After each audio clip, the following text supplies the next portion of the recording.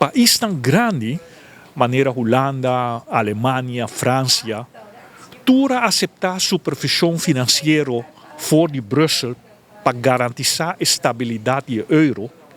Então, país chiquito, maneira Aruba, com nota independente, pero de nome de autonomia, tem a supervisão financeira riba em nível E.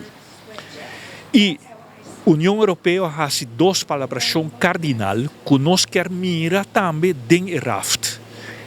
E begrotingsnormen que está que o begrotingsdeficit não por superar o 3% do bruto nacional produto e o débito externo não por superar o 60% do GDP. Esse é o país da União Europeia a palavra para garantir a estabilidade do euro.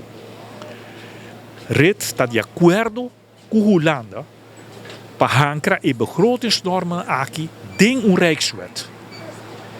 E para assim, portem sanção externa ora não cumpre.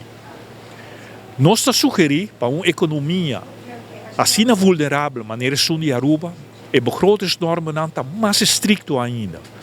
Que o begrotingsdeficit não pode superar 1,5% do GDP e o débito externo não pode superar 40% do GDP, maneira a IMF sugerir para Small Island State. Pero o que nós mira, MEP e AVP a vota contra tal supervisão.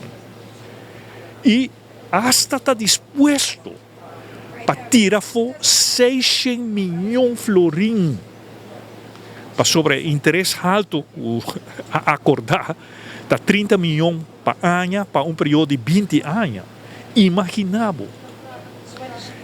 Em vez de aceitar uma supervisão financeira que combine a Aruba e combine não estabilidade monetária, preferir tirar 600 milhões de barris sushi, diz para não aceitar a supervisão e seguir malgastar a placa. Para sobre esse é o lema do partido MEP e AVP: malgastar placa de pueblo.